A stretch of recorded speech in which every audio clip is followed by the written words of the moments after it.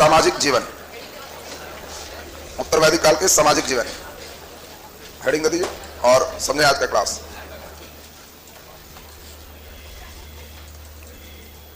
चलिए ध्यान दीजिए, सब लोग समझो। सामाजिक जीवन में हल्का समझाए थे कि इस समय का समाज मातृसत्तात्मक है कि पितृसत्तात्मक? पितृसत्तात्मक समाज है। एकल परिवार है कि संयुक्त परिवार की अवधारणा है। पहली बार वर्ण व्यवस्था ऋग वैदिक काल में आपको याद है कर्म पर आधारित था, और यहां क्या हो गया? जन्म पर आधारित हो गया। 4 वर्ण कौन कौन है? ब्राह्मण, दूसरा क्षत्रिय, तीसरा वैश्य और चौथा शूद्र। याद आया सबको? शूद्र पहली बार ऋग वैदिक में है कि उत्तर वैदिक में? चलिए बोलो, ऋग वैदिक में, ऋग्वेद के 10वें मंडल में पहली बार शूद्र का उल्लेख है। याद है ना सबको? अब यहां तक लिखते भी चले, पिछले क्लास में हल्का समझाए भी थे, आज दोनों काम हो जाएगा। आज सामाजिक जीवन कंप्लीट करेंगे हम। नीचे डैश तक लिख दीजिए। उत्तर वैदिक काल में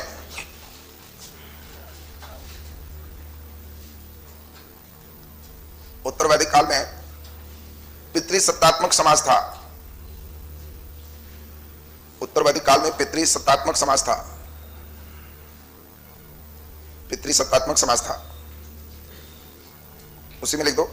इस समय संयुक्त परिवार की अवधारणा थी। इस समय संयुक्त परिवार की अवधारणा थी। संयुक्त परिवार की अवधारणा थी।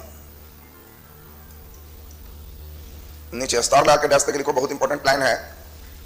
उत्तर वैदिक काल में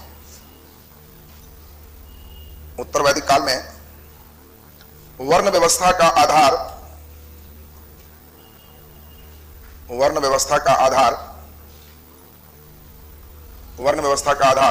कर्म के स्थान पर जन्म हो गया। कर्म के स्थान पर जन्म हो गया। कर्म के स्थान पर जन्म हो गया। नीचे डैश देखिए, 4 वर्ण थे। 4 वर्ण थे। चारों का नाम लिख दो, ब्राह्मण, क्षत्रिय, वैश्य और शूद्र। 4 वर्ण थे। पहला नंबर ब्राह्मण, दूसरा क्षत्रिय, तीसरा वैश्य और चौथा शूद्र। ब्राह्मण, क्षत्रिय, वैश्य और शूद्र। आप सभी लोग को याद है कि ऋग्वैदिक काल में वर्ण कैसे निर्धारित होते थे? कर्म पर, और उत्तर वैदिक में जन्म पर। पिता जिस जाति के हैं बेटा का वही जात होगा। इसमें आपको समझाए थे कि इस काल में ये कहा गया कि ब्राह्मण का जन्म ब्रह्मा के मुख से, क्षत्रिय का जन्म भुजा से, वैश्य का जन्म जांग से और शूद्र का जन्म तलवा से हुआ है। और इसका मतलब वर्ण व्यवस्था में श्रेणीकरण किया गया, ऊपर की श्रेणी और नीचे की श्रेणी। पहले तीनों को द्विज कहा गया।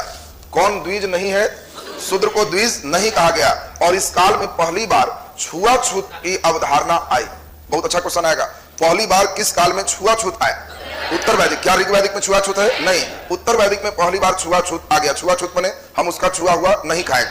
ब्राह्मण शूद्र का स्पर्श किया भोजन नहीं करते थे, इसी को हम लोग क्या कहते? छुआछूत। नीचे डैश तक लिख दीजिए, डैश तक लिखें। उत्तर वैदिक काल में यह अवधारणा विकसित हुई। उत्तर वैदिक काल में यह अवधारणा विकसित हुई। यह अवधारणा विकसित हुई कि ब्राह्मण का जन्म ब्रह्मा के मुख से,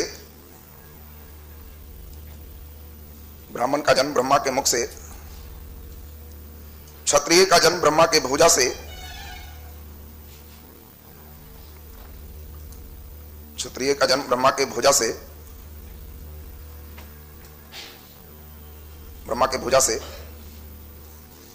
वैश्य का जन्म ब्रह्मा के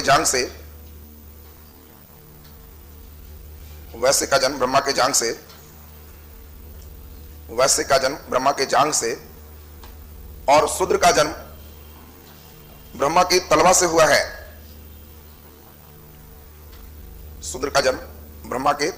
है। अर्थात इस काल में विभिन्न वर्णों में श्रेणीकरण किया गया। अर्थात इस काल में विभिन्न वर्णों का श्रेणीकरण किया गया। इस काल में विभिन्न वर्णों का श्रेणीकरण किया गया। इस काल में विभिन्न वर्णों का श्रेणीकरण किया गया, श्रेणीकरण किया गया। नीचे डैश के लिखिए, ब्राह्मण, क्षत्रिय और वैश्य को द्विज कहा गया। ब्राह्मण, क्षत्रिय और वैश्य को द्विज कहा गया।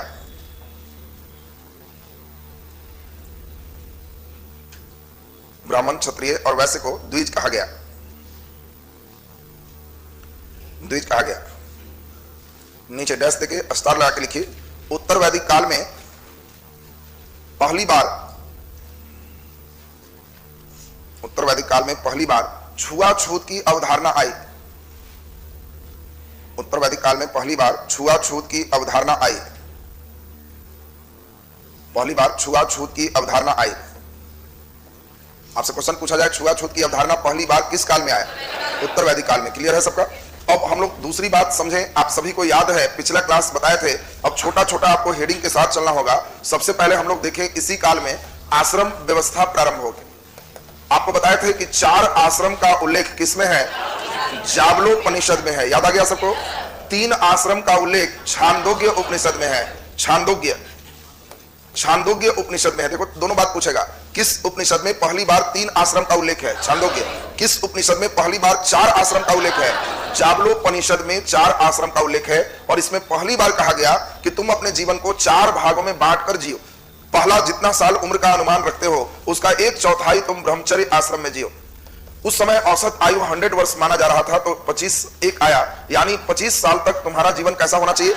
ब्रह्मचर्य आश्रम में होना चाहिए। ब्रह्मचर्य आश्रम का मतलब है इंद्रियों पर नियंत्रण। नाक, जीभ, आंख, कान, जितने तुम्हारे इंद्रियां हैं सब पर तुम्हारा कंट्रोल होना चाहिए। जब 26 साल के हो जाए तो 26 से 50 यह गृहस्थ आश्रम है, मियां बीबी बच्चे, बाकी कुछ नहीं। इस समय गृहस्थ आश्रम। तुमको भी कंपटीशन इतना बढ़िया से तैयारी करना है कि यहां गृहस्थ में अच्छा से प्रवेश कर लो। नहीं कंपटीशन का ठीक से तैयारी करेगा तो सब हमेशा ब्रह्मचर्य आश्रम पार लगेगा, पैसा रहेगा नहीं तो हमेशा इंद्रियों पर नियंत्रण रखना पड़ेगा। अरे तुम कहीं जा रहे हो, मालूम चले गर्मा गर्म जलेबियां छना रही, नाक में सुगंध आ रहा है, तो इंद्रियां, जीव खोज रहा है कि जरा का कुछ चलता।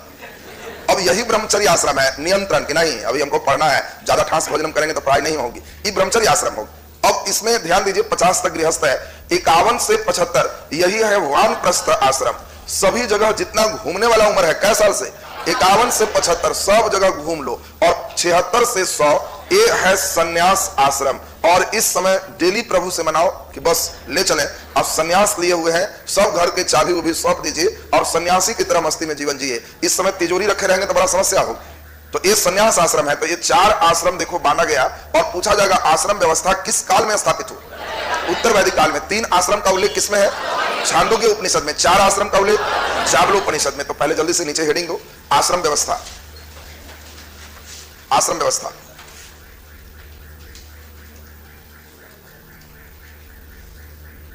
आश्रम व्यवस्था। नीचे डैश दीजिए, आश्रम व्यवस्था उत्तर वैदिक काल में स्थापित हुआ। आश्रम व्यवस्था उत्तर वैदिक काल में स्थापित हुआ। आश्रम व्यवस्था उत्तर वैदिक काल में स्थापित हुआ। उत्तर वैदिक काल में स्थापित हुआ। नीचे डैश करके लिख दीजिए, छांदोग्य उपनिषद में, छांदोग्य उपनिषद में, छांदोग्य उपनिषद में 3 आश्रम का उल्लेख है। छांदोग्य उपनिषद में 3 आश्रम का उल्लेख है।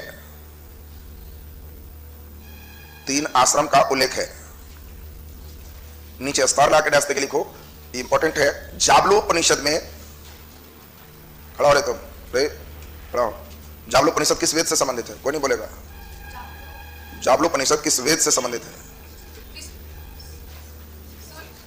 शुक्ल यजुर्वेद। वेरी गुड, बहुत बढ़िया, तब तो पढ़ रही, बहुत सुंदर। इस जाबलोपनिषद सब याद है ना सबको? शुक्ल यजुर्वेद, बहुत बढ़िया। तो क्या लिखे? जाबलोपनिषद में 4 आश्रम का उल्लेख है। जाबलोपनिषद में 4 आश्रम का उल्लेख है। 4 आश्रम का उल्लेख है। चलिए, चारों आश्रम का नाम लिख दीजिए, उम्र लिखना जरूरी नहीं है। पहला नंबर देकर लिख दीजिए ब्रह्मचर्य आश्रम। पहला नंबर ब्रह्मचर्य आश्रम, ब्रह्मचर्य आश्रम। दूसरा नंबर लिखिए गृहस्थ आश्रम, ब्रह्मचर्य आश्रम। दूसरा गृहस्थ आश्रम। तीसरा वानप्रस्थ आश्रम, वानप्रस्थ आश्रम। और चौथा संन्यास आश्रम। संन्यास आश्रम, संन्यास आश्रम लिखा गया सबसे। चलिए बहुत सुंदर। अब हम लोग यहां आश्रम व्यवस्था के बाद बोलिए छांदोग्य उपनिषद में बहुत सारी बात, उपनिषद में किस की बात है? ज्ञान, तो बहुत सारे ज्ञान की बात, उसी में जो जो मेन ज्ञान की बात है यहाँ आ गया। कई सामाजिक में, आर्थिक में, बीच बीच में सब यूज होते रहेगा, ठीक है ना। बाकी अध्याय से मतलब नहीं रहेगा। चलिए इसमें अगला नंबर हम आपको बताए थे, इसी काल में एक नया चीज आया था, नाम क्या था? संस्कार। याद आ रहा है सबको? संस्कार व्यवस्था में आपको बताया थे कितना संस्कार? 16 संस्कार का उल्लेख इसी काल में आया कि हिंदू में 16 संस्कार होते हैं। पहला संस्कार इंपॉर्टेंट था गर्भाधान संस्कार। इसके बाद बच्चे का नामकरण संस्कार। नामकरण संस्कार के बाद हम लोग देखिए चूड़ामन संस्कार। चूड़ामन संस्कार का मतलब इसी को मुंडन संस्कार कहते हैं। इसके बाद हम लोग देखिए कि इसका विद्यारंभ संस्कार। विद्यारंभ मतलब हो गया बच्चे को खल्ली पकड़ाया कि लिखना शुरू करो। इसी में अन्नप्राशन संस्कार भी हो गया कि पहली बार अनाज उसको जो है टेस्ट करा रहे हैं। विद्यारंभ के बाद तब हम लोग देखे उपनयन संस्कार। उपनयन संस्कार का मतलब जनेऊ संस्कार। उपनयन का मतलब क्या है? जनेऊ। जनेऊ क्यों धारण करते थे? वेद पढ़ने के लिए। ये जनेऊ धारण हो गया तब वेदारंभ संस्कार होगा। और इसी प्रकार धीरे धीरे तब आएंगे 15वां संस्कार विवाह संस्कार, और तब 16वां दाह संस्कार। शादी ब्याह हो गया तब 15 संस्कार क्लियर है, खाली मरला पर दाह संस्कार बचल। बात समझ रहा ना? तो 16 संस्कार में 15वां विवाह था। तो चलिए जल्दी से नीचे लिख दीजिए हेडिंग संस्कार व्यवस्था। हेडिंग दीजिए संस्कार व्यवस्था। इसे पिछले दिन हल्का समझा चुके थे ना, लिखाना बाकी था। संस्कार व्यवस्था, संस्कार व्यवस्था नीचे डैश के लिख दीजिए। उत्तर वैदिक काल में संस्कार की अवधारणा विकसित हुई। उत्तर वैदिक काल में संस्कार की अवधारणा विकसित हुई।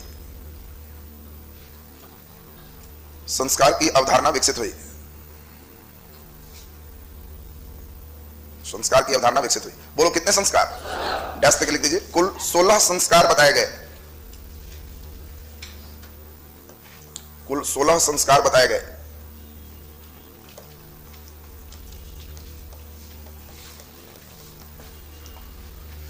लिख दीजिए महत्वपूर्ण संस्कार। डैश के लिख दो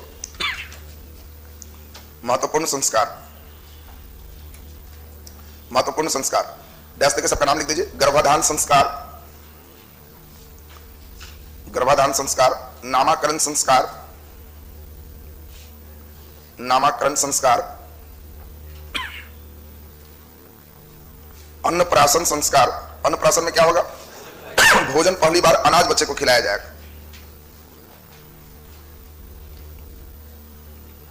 अगला नंबर हो गया चूड़ामन संस्कार। चूड़ामन संस्कार, विद्यारंभ संस्कार, विद्यारंभ संस्कार, विद्यारंभ संस्कार, उपनयन संस्कार, उपनयन संस्कार, वेदारंभ संस्कार। वेदारंभ, वेदारंभ का मतलब क्या हुआ? वेद को पढ़ना शुरू करेंगे। वेदारंभ, विद्यारंभ और वेदारंभ में अंतर क्या है? हाँ, विद्यारंभ का मतलब क ख ग घ संस्कृत शुरू करेगा। इस समय जब बेसिक ठीक हो जाएगा तब उसका जनेऊ पड़ेगा, और जनेऊ के बाद तब वो वेद पढ़ेगा। क्लियर है सबका? नीचे लिख दीजिए विवाह संस्कार, विवाह संस्कार, और उसके बाद दाह संस्कार। और भी कई संस्कार हैं बीच में, जन्म के पहले पुष्पवंत संस्कार, बहुत तरह के और भी संस्कार है, लेकिन महत्वपूर्ण संस्कार आपको ध्यान रखना है। चलिए नीचे हेडिंग दे दीजिए गोत्र। नीचे हेडिंग दे गोत्र। गोत्र। चलिए बात सब लोग समझेंगे, ध्यान दो। हम लोग सभी लोग को यह दिमाग में रखना है कि गोत्र की अवधारणा पहली बार किस काल में आया है? उत्तर वैदिक काल। गोत्र का मतलब क्या होता है? एक ही मूल पुरुष से उत्पन्न व्यक्ति। अगर गोत्र समान है का मतलब है कि मूल पुरुष क्या है? एक ही है। और इसमें हम लोग देखें गोत्र का नाम मुख्य रूप से किनके नाम से होता था? ऋषियों के नाम से गोत्र का नाम होता था। देखो समान गोत्र में विवाह होगा कि असमान? तो दोनों अलग अलग जातियों में अलग अलग प्रकार के नियम थे, आपको समझाए थे। ध्यान दो, पहले ऋषि मुनि क्या करते थे? कान में बोले कि आप ये गोत्र है, और अपने बाल बच्चा को यही गोत्र बोलिए। अब मान लो कि कोई एक ऋषि मुनि आए, ऋषि मुनि का नाम है सौंडिल्य, तो उन्होंने एक व्यक्ति के कान में कहा कि तुम सौंडिल्य गोत्र हो। तो उस व्यक्ति के 4 बेटे हैं, चारों बेटे को उसने बता दिया कि बेटा तुम ही जात हो और सौंडिल्य गोत्र। चारों बेटा कहीं लंदन चला गया, उसका भी संतान हुआ, तो वो अपना बेटा के बता दिया कि तुम ही जात हो और सौंडिल्य गोत्र। अब ये सब धीरे धीरे मान लो कि 500 साल हो, तो इसके ब्रांचेस तो काफी बढ़ जाएंगे। अब कोई आदमी से पूछे कि कह रहा है सौंडिल्य गोत्र और ये भी कह रहा है सौंडिल्य गोत्र, तो जरूर कभी पहले एक ही मूल पुरुष रहा होगा, क्योंकि गोत्र दोनों का समान होगा। बोलो जी, क्लियर है सबका? इसीलिए गोत्र की, देखो हिंदू धर्म में यही मुश्किल है दूसरे धर्म में धर्मांतरण हो सकता है, कोई मुस्लिम बन सकते हैं, ईसाई बन सकते हैं, उधर ट्रांसफर हो सकता है, लेकिन हिंदू धर्म में ट्रांसफर करेगा तो ये सब बहुत वीआईपी क्वेश्चन। अगर कोई कहेगा कि हिंदू धर्म अपना लिया तो पहला क्वेश्चन पूछेगा कौन जात, बेचारा जात कहां से लाए। अगर जात को एक आगो ले भी आया तो तुरंत दागेगा अंदर अंदर की गोत्र कौन है तुम्हारा, अभी नहीं बताएगा तो कहेगा नहीं डुप्लीकेट है। ये सब इंटरनल क्वेश्चन हो जाता है। तो एक तो हम लोग देख रहे हैं कि गोत्र की अवधारणा किस काल में डेवलप हुआ, उत्तर वैदिक काल। आपको सिखाए थे कि कई जाति में ऐसा है कि हम अलग गोत्र में विवाह करें, कारण एक ही गोत्र का मतलब ये दोनों रिलेशन में भाई बहन होगी, रिलेशन में तो भाई बहन होगी। सिर्फ इस्लाम धर्म में कहता है कि दूध का रिश्ता वर्जित है, बाकी कहीं किसी भाई बहन कोई रिश्ता में विवाह हो सकता है। लेकिन इसमें भी इसमें है कि नहीं हमारा सेम गोत्र है तब विवाह होगा। कई कहते हैं कि नहीं सेम गोत्र में भाई बहन हो गया, दूसरा गोत्र रहेगा, गोत्र चेंज होगा तब विवाह हो। अब इसमें दोनों की अलग अलग कंसेप्ट। इनका कहना है कि सेम गोत्र रहेगा तो लड़ाई झगड़ा नहीं होगा, क्योंकि मूल पुरुष एक है तो एंटीना सबका लगभग एक जैसा होगा। मूल पुरुष तो एक ही है ना, तो टावर लगभग सॉफ्टवेयर एक ही चढ़ा होगा, तो उसमें एडजस्टमेंट आसान हो। इधर टावर सॉफ्टवेयर दूसरा हो जाएगा तो उसमें एडजस्टमेंट में समस्याएं हो सकती है। तो अलग अलग कंसेप्ट है। लेकिन अब आपसे दो क्वेश्चन खास इसमें पूछा जाएगा। गोत्र की अवधारणा किस काल में आई, उत्तर वैदिक काल। गोत्र का अर्थ क्या होता है, एक ही मूल पुरुष से उत्पन्न व्यक्ति। क्लियर है सबका, लिख दीजिए जल्दी से नीचे हेडिंग गोत्र, गोत्र डैश देके लिख दीजिए। गोत्र की अवधारणा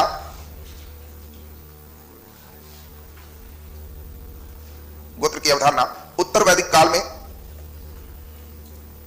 गोत्र की अवधारणा उत्तर वैदिक काल में आया। गोत्र की अवधारणा उत्तर वैदिक काल में आया। नीचे डैश देखिए। गोत्र का अर्थ, गोत्र का अर्थ एक ही मूल पुरुष से उत्पन्न व्यक्ति है, एक ही मूल पुरुष से उत्पन्न व्यक्ति है, एक ही मूल पुरुष से उत्पन्न व्यक्ति है। नीचे डैश देखिए। गोत्र का नाम ऋषियों के नाम पर रखा गया, गोत्र का नाम ऋषियों के नाम पर रखा गया, गोत्र का नाम ऋषियों के नाम पर रखा गया, ऋषियों के नाम पर रखा गया। बोलो क्लियर है? खड़ा हो रहे तुम, इसको खड़ा करो, खड़ा हो। कौन गोत्र है तुम, कौन गोत्र है रे? नहीं पता है, आज जाके सब पता लगा के आए, कल फिर पूछाएगा तुमसे। जनरली लेकिन गोत्र का तब तक काम नहीं होगा जब तक अगुवाई नहीं शुरू हो, क्योंकि इसका संबंध विवाह में ना होगा। एक मूल पुरुष से है या समान गोत्र है नहीं है, वहां पर गोत्र की जानकारी सबको दी जाएगी। तो रे लड़कों लोग में गोत्र पता है कितना का मालूम है रे? अरे देखो ये सब तो गोत्र मालूम। गोत्र दूसरा है कि कहीं पूजा पाठ भी घर में है तो उसमें भी गोत्र का नाम लिया जाता है, तो इसलिए गोत्र की अवधारणा आपका क्लियर। घर अब जाके गोत्र पूछ लेना तो क्लियर हो जाएगा सर। चलिए नीचे ध्यान दो रे। आश्रम व्यवस्था इसी काल में आया, गोत्र की अवधारणा इसी काल में आया। नीचे आगे लिखो ऋण, कर्ज, कर्ज की बात करें। नीचे हेडिंग दो ऋण। ध्यान दो, ऋण मतलब क्या होता है, कर्ज। ध्यान दीजिए, समझो जरा ठीक से। कर्ज का मतलब है कि उत्तर वैदिक काल में कहा गया कि आपके पास 3 कर्ज है, 3 ऋण है। उत्तर वैदिक काल में कर्ज कितने बताए गए? 3। अब बताओ इसमें तुमसे हम पूछे कौन कर्जा नहीं है, कौन ऋण नहीं है। चॉइस ए दे दे मातृ ऋण, चॉइस बी तुमको दे दे ऋषि ऋण, ऋषि ऋण। चॉइस सी में आपको दे दे देव ऋण, देव ऋण। और चॉइस डी में आपको दे दे इसमें पितृ ऋण। आपको क्या लग रहा है? 3 कर्ज इस समय है कि तुम्हारे पास 3 का कर्ज है, तो इसमें कौन कर्जा नहीं होगा? जल्दी बोलो। कितने को ये लग रहा है मातृ ऋण नहीं है? अच्छा मातृ ऋण बहुत लोग है। ऋषि ऋण कितने को लग रहा है? अच्छा ऋषि ऋण बहुत बढ़िया। देव ऋण, देव ऋण बहुत बढ़िया। और पितृ ऋण, चलो बहुत ही बढ़िया। सुनो जरा ध्यान से। देव ऋण का मतलब है देवताओं का कर्ज है, जो यज्ञ करके आप इस ऋण से मुक्ति पा सकते हो। तुमने अगर जीवन में कोई एक यज्ञ कर दिया है बढ़िया से तो देव ऋण से मुक्त हो गया। इसी प्रकार से ऋषि ऋण, ऋषि का मतलब उस समय टीचर होते थे, उस समय कोई शिक्षक का मतलब ऋषि। तो आप अपने ज्ञान को आगे बढ़ा के, ज्ञान को बांट के, दूसरे को शिक्षित करके इस ऋषि ऋण से भी मुक्ति पा सकते हो। और पितृ ऋण भी ऋण है। मातृ ऋण को उत्तर वैदिक काल में ऋण नहीं माना गया, इसीलिए परीक्षा में क्वेश्चन को पूछता है कि लड़के लोग कभी भी गेस नहीं करें। मातृ ऋण उत्तर वैदिक काल में कोई ऋण नहीं है। हाँ पितृ ऋण है। पिता का कर्ज कैसे चुकाओगे? विवाह करके, संतान उत्पत्ति से, वंश को आगे बढ़ा। अब कोई कहेगा कि हम विवाह नहीं करेंगे, तो तुम्हारे ऊपर पितृ ऋण रहेगा, क्योंकि वो वंश आगे रुक जाएगा, वंश की कंटिन्यूटी बना रहे। इसके लिए पितृ ऋण तुमको उस वंश को आगे बढ़ा के तुम्हारे पितृ ऋण से मुक्ति हो सकती है। तो उत्तर वैदिक काल में 3 ऋण की अवधारणा आई। नीचे डैश तक लिखिए ऋण। धीरे धीरे तब फिर मातृ आ गई, पितृ सतत है रे, तो धीरे धीरे मातृ ऋण की अवधारणा। उत्तर वैदिक में कितना ऋण है? 3, उनमें मातृ ऋण नहीं है। नीचे डैश तक लिखिए। इस काल में महिलाओं की स्थिति खराब होना शुरू हो जाएगा। नीचे डैश के लिखिए उत्तर वैदिक काल में 3 ऋण की अवधारणा विकसित हुई। 3 ऋण की अवधारणा विकसित हुई। 3 ऋण की अवधारणा विकसित हुई। पहला नंबर ऋषि ऋण। पहला नंबर ऋषि ऋण। डैश के लिख दो ज्ञान को आगे बढ़ाकर, ऋषि ऋण डैश के ज्ञान को आगे बढ़ाकर ऋषि ऋण से मुक्ति प्राप्त हो सकता है। ज्ञान को आगे बढ़ाकर ऋषि ऋण से मुक्ति प्राप्त हो सकता है। ऋषि ऋण से मुक्ति प्राप्त हो सकता है। दूसरा नंबर लिखो देव ऋण। दूसरा नंबर देव ऋण। देव ऋण बोलो, देव ऋण से कैसे मुक्त होगे? यज्ञ करके। देव ऋण डैश के लिखो यज्ञ द्वारा देव ऋण से मुक्ति प्राप्त हो सकता है। यज्ञ द्वारा देव ऋण से मुक्ति प्राप्त हो सकता है। मुक्ति प्राप्त हो सकता है। तीसरा नंबर लिखो पितृ ऋण। तीसरा नंबर लिखिए पितृ ऋण। बोलो पिता का कर्ज कैसे होगा? वंश को आगे बढ़ाकर, तो लिख दीजिए वंश को आगे बढ़ाकर पितृ ऋण से मुक्त हो सकते हैं। वंश को आगे बढ़ाकर पितृ ऋण से मुक्त हो सकते हैं। वंश को आगे बढ़ाकर पितृ ऋण से मुक्त हो सकते हैं। चलिए नीचे हेडिंग दो महिलाओं की स्थिति। महिलाओं की स्थिति उत्तर वैदिक काल में हम लोग महिलाओं की स्थिति देखेंगे और तब आज सामाजिक जीवन कंप्लीट हो जाएगा। महिलाओं की स्थिति। महिलाओं की स्थिति। सारे बच्चे का ध्यान एकदम कंप्लीट बोर्ड पर रखो। देखो जो चंद भाग में है वो सब चंडाल के कुछ नहीं होगा। फिर झक मारोगे 5 साल बाद फिर बुद्धि आएगा, फिर यही कमा करना हो। जिंदगी के लिडो साफ मत बनाओ, बात समझ लो। लिडो साफ देखा है? कई नालायक लोग पढ़ता है लिडो वाला जिंदगी बने ले। लिडो का मतलब है धीरे धीरे वक्त गुजरते गया, पासा फेंकते गया और पहुंच गया 67 पर। अब फिर वहां सांप काटा तो फिर 28 पर आ गया। मैट्रिक पास किया, आईएससी पास किया, अब फिर पॉलिटेक्निक करेंगे तो पॉलिटेक्निक 10वें पर होता है, आईएससी पर नहीं होता। 2 साल तुम आगे बढ़ के अब फिर सांप काटा तो फिर 26 पर गिरेगा, फिर टुकदुम मारेगा, अब फिर उसके बाद फिर वही झक मार के फिर वही आएगा। तो हमेशा बढ़ते जाओ। सांप कटवा के नीचे आने से फायदा नहीं है। 3-4 जन्म थोड़े तुमको मिलेगा कि एकदम ब्रह्मचर्य आश्रम बैठ के तुम 5 डिग्री लेते रहे। सिस्टम समझो कि कहां है और उसके अनुसार से धाए धाए बढ़ो। सांप कटवावे वाला ध्यान रखो कि कहां से नीचे आएंगे, उससे बचना हो। नहीं तो फिर यही कमा करना होगा। 5 साल बाद 6 साल बाद फिर झक मारोगे, आधा बाल उड़ा लोगे, अब फिर लगेगा कि ना उत्तर वैदिक आप समझ में आ। तो उस समय फिर यादाश्त कम हो जाए। बतवा तो हंस के रो के जैसे है, बिना पचले नौकरी के ज्वाइनिंग नहीं मिलना है। बस हो रहा हाँ, इसको आप पूरा सुन लो, थोड़ा बहुत याद रहे, बाकी भुला गया तो कोई बात नहीं। छोटे एग्जाम के लिए उतना ही है। सब रख लिया तो अधिकारी बन जाएगा। इतना रख लिया तो कुर्सियों पर मिजाज से चलेगा कि थोड़ा दाएं मुड़े तो लपेगा। आइए हुजूर एकदम आपने बहुत मेहनत किया, बड़ा चंबर रहेगा। आधो याद, कुछ याद नहीं करेगा, खाली तू लाल ब्लू करके सब विषय के फेयर भी तैयार करके कॉपी ठीक से रख लेगा तो उतने में क्लर्क बन जाएगा। क्लर्क के काम कॉपी रखना ना होता है, तो तुमको रखने आ गया बस हो रहा ना, तुमको रखने खाली आ गया ना तो उतना बन जाएगा। कुछ नहीं इना सर पढ़े कुछ ना, फेयर बनेले हैं, लाल ब्लू कैले हैं, रख ले है सर, रखे वाला नौकरी लग जाएगा। समझ रहा ना, सब पचाया तो ऑफिसर बन जाएगा। अब उतना नहीं करता है नालायक लोग, फेंक ही वाला ड्यूटी है तो फेंक ही वाला चपरासी वाला लगे। बस ना फेंकने वाला का है ना, झाड़ू दे, उठावे नहीं फेंक, हूँ हम ही वाला काम कराऊं तो मत कर, घर फिर खेत बेच। तो ये पहना रे, या तो पढ़ेगा नहीं तो फिर बैठ के ड्यूटी इसने रह। तो एकदम क्लास में 1 घंटा सोच लो कि मेरा बाकी चीज छूटल है, खूब समझो, 80% यहाँ याद करो और बाकी थोड़ा बहुत लोड भी पड़े तो मने मन सोचो कि हाँ 3 गो स्टार लगेगा तब पूरे गांव वाला सैल्यूट मारेगा ना, हम एकदम ही वाला पढ़ेंगे। मन में चार्ज रखेगा तो नहीं एकदम मन में डिस्चार्ज कर लेता है। एक बार मान लेता है कि ना वो सब हमने के होवेला है, तो ऐसे ही पढ़ी एकदम फॉर्म में रहा, एकदम मिजाज से पढ़ तो सही होगा। चलो ध्यान दो। उत्तर वैदिक काल में सुनेगा, सारे बच्चे का ध्यान एकदम बोर्ड पे है। उत्तर वैदिक काल में महिलाएं पढ़ सकती थी कि नहीं पढ़ सकती थी? पढ़ सकती थी। ऋग वैदिक काल में महिलाएं पढ़ सकती थी और विदुषी महिला अपाला, रोषा, अपर्णा ये सब है। उत्तर वैदिक काल की विदुषी महिला, विद्वान जो महिला है उनको विदुषी कहते हैं। और इस समय की सबसे विद्वान महिला है गार्गी। गार्गी तुमसे खूब पूछा जाएगा, पूछेगा कि गार्गी किस काल की विदुषी महिला है? उत्तर वैदिक। गार्गी के साथ साथ मैत्रेयी, गंधर्व गृहीता ये सब लड़कियों का नाम है जो उत्तर वैदिक काल में कुछ काम कर। अब सोचो आजकल कैसे कल्पना चावला, ये 2-3 लड़कियों का नाम हम लोग लेते हैं कि इन लोगों ने ऐसा रिकॉर्ड बनाया। उत्तर वैदिक काल के सब रिकॉर्ड बनाने वाली महिला है। और सबसे इंपॉर्टेंट है बृहदारण्यक में, बृहदारण्यक एक उपनिषद है, आपको मालूम है, शुक्ल यजुर्वेद से संबंधित, याद है सबको? इस उपनिषद में एक जगह उल्लेख किया हुआ है कि उस समय के बहुत विद्वान ऋषि थे। इस ऋषि का नाम था यज्ञवालक्य। ऋषि का नाम क्या है? यज्ञवालक। अब यज्ञवालक के कहते थे कि हम सबसे बड़ा, अपनी नई व्याख्याएं देते थे और उनकी कई बात को गार्गी काट दी कि आप गलत बोल रहे हैं, यहां पर ऐसे हो। अब तो बताओ, बहुत बड़े यज्ञवालक के ऋषि है और उनके बात को कौन काट रही है? गार्गी।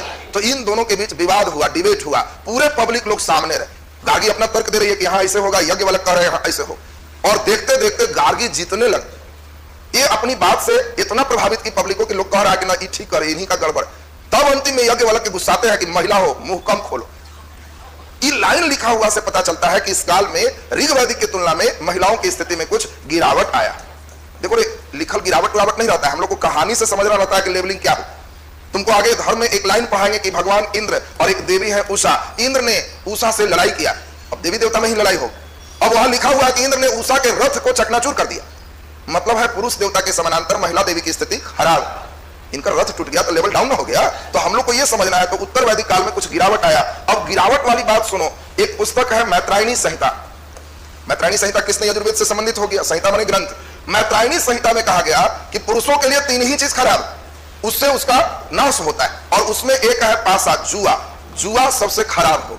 दूसरा है मदिरा, शराब, नशा का सेवन किया तो वो भी खराब हो गया, और इसी में तीसरे कैटेगरी में महिला को शामिल किया गया। तो इसका मतलब हो गया कि इस काल में महिलाओं की स्थिति अच्छी हो गई कि खराब हो गई। अब तुमसे कहा जाएगा कि बताओ पासा, मदिरा और महिला, ये तीनों की तुलना किस पुस्तक में किया गया? मैत्रायणी संहिता में किया गया। लेकिन बहुत ज्यादा इस काल में गिरावट नहीं है। गिरावट यह है कि महिलाएं बाहर निकल सकती है, सभा समिति में भाग नहीं ले सकती। आपको याद होगा ऋग्वैदिक काल में महिलाएं सभा समिति, राजा के दरबार में भाग ले सकते थे। उत्तर वैदिक में घूमो, राजा के यहां मत जाओ। धीरे धीरे होगा कि हल्का नजदीक बाजार जाओ, धीरे धीरे होगा कि तुमको बाजार ही नहीं जाना है, घर में रहना है। फिर धीरे धीरे चैप्टर बढ़ेगा तो होगा कि घर में भी रहना है तो पर्दा को वहीं से बोलो, सामने नहीं आना। फिर धीरे धीरे होगा कि कम से कम इतना खींच के रहना, तब पर्दा प्रथा का देखो डेवलपमेंट हो जाएगा। तो यही हम लोग को लेसन वाइज पढ़ना है। ऋग वैदिक में महिलाएं कहीं घूम सकते, राज दरबार में भाग ले सकती कि नहीं? ले सकते थे। उत्तर वैदिक में घूम सकती है, राज दरबार में भाग नहीं ले सकती। बोलो इस समय पर्दा प्रथा है? जल्दी बोलो। नहीं। बाल विवाह है? नहीं। सती प्रथा है? नहीं। ये सब खराबी अभी नहीं आया। बोलो विधवाओं का विवाह हो सकता है? हो सकता है। विधवाओं को नियोग का अधिकार है? तो है। इस काल में ये सभी पॉजिटिव पॉइंट ही। हाँ, 1-2 नेगेटिव पॉइंट्स भी हम लोग देख चुके हैं। क्लियर है सबका? जल्दी से लिखिए। इसमें नीचे लिखे हैं महिलाओं की स्थिति डैश देंगे। उत्तर वैदिक काल में, उत्तर वैदिक काल में, उत्तर वैदिक काल में महिलाओं को पढ़ने का अधिकार था। उत्तर वैदिक काल में महिलाओं को पढ़ने का अधिकार था। महिलाओं को पढ़ने का अधिकार था। उसी में इस काल की विदुषी महिला, इस काल की विदुषी महिला गार्गी, मैत्रेयी, गंधर्व गृहीता थी। विदुषी महिला गार्गी, मैत्रेयी, गंधर्व गृहीता थी। गार्गी, मैत्रेयी, गंधर्व गृहीता थी। गंधर्व गृहीता थी। उधर था अपाला, घोषा, अपर्णा। याद है ना सबको? इधर है गार्गी, मैत्रेयी, गंधर्व गृहीता। नीचे अस्तार ला के डैश के लिखो। बृहदारण्यक उपनिषद में, बृहदारण्यक उपनिषद में यज्ञवालक्य, बृहदारण्यक उपनिषद में यज्ञवालक्य और गार्गी के बीच, बृहदारण्यक उपनिषद में यज्ञवालक्य लिखा हुआ तो है, यज्ञवालक्य और गार्गी के बीच, यज्ञवालक्य और गार्गी के बीच संवाद का उल्लेख है। यज्ञवालक्य और गार्गी के बीच संवाद का उल्लेख है। संवाद का उल्लेख है। बोलो ऋग्वैदिक काल की तुलना में महिलाओं की स्थिति अच्छी हुई है कि खराब? खराब। बहुत खराब कि थोड़ा खराब? थोड़ा खराब। व्यस्त के लिख दीजिए। ऋग्वैदिक काल की तुलना में, ऋग्वैदिक काल की तुलना में, ऋग्वैदिक काल की तुलना में उत्तर वैदिक काल में, ऋग्वैदिक काल की तुलना में उत्तर वैदिक काल में, उत्तर वैदिक काल में महिलाओं की स्थिति में, महिलाओं की स्थिति में कुछ गिरावट आया। महिलाओं की स्थिति में कुछ गिरावट आया। कुछ गिरावट आया। नीचे स्टार ला के डैश के लिखो। मैत्रायणी संहिता में, मैत्रायणी संहिता में, मैत्रायणी संहिता में महिलाओं की तुलना, महिलाओं की तुलना मदिरा और पासा से किया गया। मैत्रायणी संहिता में महिला की तुलना मदिरा और पासा से किया गया। मदिरा और पासा से किया गया। नीचे स्टार लगा के डैश करके लिखो। उत्तर वैदिक काल में, उत्तर वैदिक काल में महिलाएं, उत्तर वैदिक काल में महिलाएं सभा और समिति में भाग नहीं ले सकते थे। महिलाएं सभा और समिति में भाग नहीं ले सकते थे। महिलाएं सभा और समिति में भाग नहीं ले सकते थे। नीचे डैश देखिए। उत्तर वैदिक काल में पर्दा प्रथा, बाल विवाह, सती प्रथा का प्रचलन नहीं था। सती प्रथा का प्रचलन नहीं था। नीचे डैश पे लिख दीजिए। उत्तर वैदिक काल में विधवाओं को नियोग का अधिकार था। उत्तर वैदिक काल में विधवाओं को नियोग का अधिकार था तथा विधवा विवाह का भी प्रचलन था। नियोग का अधिकार था तथा विधवा विवाह का भी प्रचलन था। विधवा विवाह का भी प्रचलन था। चलिए सारे बच्चे बढ़िया से सुन लो, 1 मिनट ध्यान दे दो। कल से टाइम